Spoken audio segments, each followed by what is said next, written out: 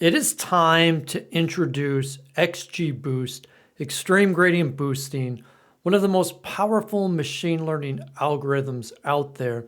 And we're going to do so by looking at the context of gradient boosting from its historical evolution through decision trees. So let's just start with decision trees and do a brief recap. Decision trees recalls like a game of 20 questions. Each round, the data is split into two groups. The splits are made by determining, how you can get the best score going forward. As mentioned before, you can't do this with certainty because there's simply too many options to check. So you have to pick an algorithm like the greedy algorithm and do the best that you can. The tree stops splitting when a desired level of accuracy has been reached. We can control that with max depth. But since the trees do keep going, if you don't control the parameters, they are prone to overfitting. And what kind of solutions do we have? Well, you can fine-tune the trees, which we've looked at, or combine them into ensembles, which we've also looked at in terms of random forests. So here is a visual of a decision tree with a max depth of 2. This one likely is not going to generalize too well because it's probably not picking up on enough nuances of the data. So if anything, it could be underfitting a little bit. Now here is a much larger decision tree with no max depth, and this is likely to be overfitting the data. The heart data set is a smaller data set, which is why that's probably the case. Okay, and for each individual row, recall that you're actually finding your predictions by going down a particular pathway and arriving at what is called a leaf. And therein you find your predictions. Okay, now what about random forests? Well, random forests combine many decision trees. It's 100 by default. You can change in estimators. The trees are bootstrapped, meaning sampled with replacement. So recall this is the construction of a random forest. You have all of your rows of data, and then you select an individual row, but you put it back so that you can get the same row multiple times. This allows for additional randomness. This is called bootstrapping, and then you aggregate, you combine your predictions into one. This is bagging. This is what random forests do. This is how they combine decision trees. So the randomness is involved with choosing the rows and the number of columns, which is something else that can be adjusted. And since the decision trees vary, which is the whole point here, you're going to get different predictions. And then the random forest takes the average of all the predictions. This is more effective than individual decision trees, okay? And note again, the method that is being used here is called bagging, which is bootstrap aggregation, as shown once again in the visual here. Okay, so why gradient boosting, which is an alternative? What's going on? Well, decision trees are more effective working together, and we do get this with random forests. But random forests are limited if the individual trees are weak. So the random forests, they don't actually improve with each iteration.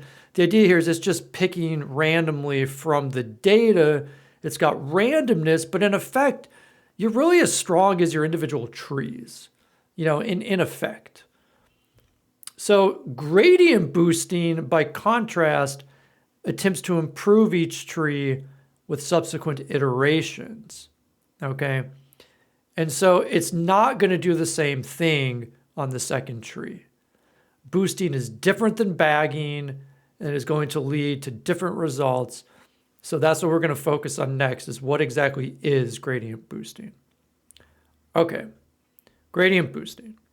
So like random forests, gradient boosting is an ensemble of decision trees. Same thing there.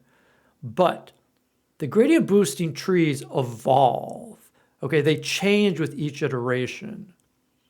The way that they do this is it trains on the errors of the previous tree. And this is what makes boosting unique. So unlike with the random forest where you're just saying, okay, I'm going to do a new tree, let me just start over and pick again. Instead of starting over, the errors are computed for that individual tree, and then the new tree is trained only on the errors. Okay, this is what boosting is. That's the key point. That's what makes it, in fact, different. And note that by training on the errors, boosted trees can build upon small gains. So your first tree doesn't need to be that strong. We saw that max depth of 2. That could be sufficient because if there's learning there and you keep following a pathway by looking at the errors, you can really build upon those small gains. And gradient boosting is famous for this because it can turn what's called a weak learner into a strong learner. Again, going back to the idea of the decision tree with only 2 splits. Okay, maybe some learning happens there, but it's not that significant. But with gradient boosting, you keep training on those errors, and that little bit of learning that you gain can actually end up being really strong learning. And it's an important point with gradient boosting because this is sort of the design behind it. You want it to get better with each iteration. You don't want your first decision tree to be like amazing. You know, that's what you'd want with the random forest. Here, you actually want it to just have sort of smaller gains because the whole idea of the model is to get stronger as it goes forward and to build upon those gains. That's where gradient boosting can have an edge. And although in machine learning, there is never a case where boosting is always better than bagging and that type of thing. One model is never going to be always better than another. Boosting has shown to be more effective than bagging overall, which means more often than not, boosting is producing stronger results than bagging, okay? So like if you had to pick only one model, personally, I would go with gradient boosting based on the results. So here's some visuals just to kind of capture the idea behind gradient boosting. You see a single decision tree here. Well, in the random forest, right, you just have a bunch of decision trees. Okay, it's showing the different predictions here. And, you know, you just aggregate them. But gradient boosting, note the arrows, like each tree depends upon the previous tree. So there's a growth process that actually happens here. And you keep going and you don't make your prediction until at the very end. Okay, this shows sort of the same thing. Bagging is considered to be a parallel process, you know, from data to decision tree, right? We've got all these decision trees. But in boosting, you're like using the decision tree to really inform the next one. And so you have this process, you know, you're going to train your new data on sort of the errors only. And so these are going to be different, you know, in each round, okay? Because they're just looking at the errors. So once again, you have this process, which is called sequential. It's actually making progress. Okay, so gradient boosting does this, but it's called the residuals, okay? It's the same thing as the errors. That's the terminology that's used. Errors can have like a broader meaning. So gradient boosting trains on the residuals. The residuals are the difference between the predictions and the test set, okay? If the prediction is 0 and it's actually 1, then the difference is 1. You know, for regression, if the prediction is 0.4 and you get 0.35, the residual will be 0.05. So training on the residuals allows the model to find a new pathway forward, okay? Because the idea here is that you keep training on those errors, you know, like you're entering that first decision tree, but then you're going through and you're kind of getting closer and closer to almost like a regression line. It's kind of a nice way to think about it. So here's a visual where you have, you know, this predicted values for the revenue and the actual values. Okay, and you can see they're trying to get close as possible to the line. And this is like a rotation of that. And when you're training these, then you would train on the air, on the distance from the line. Okay.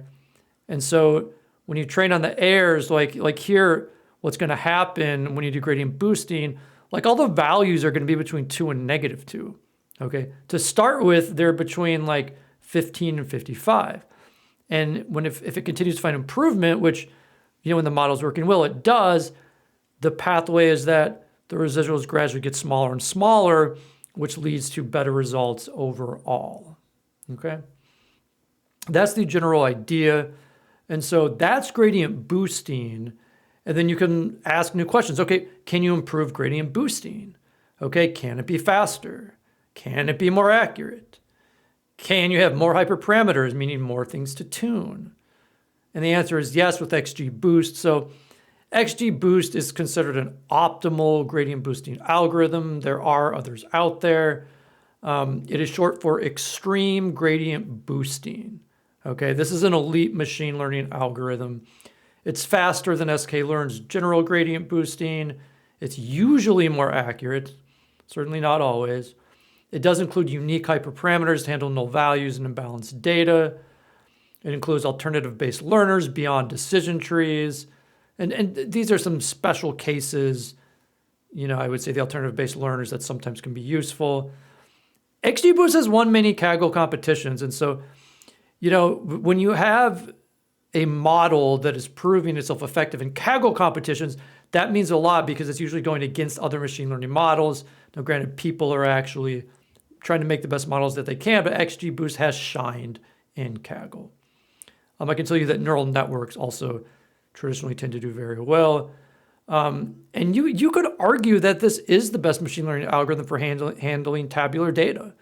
Okay, that means rows and columns of numerical and categorical data, a branch of supervised learning.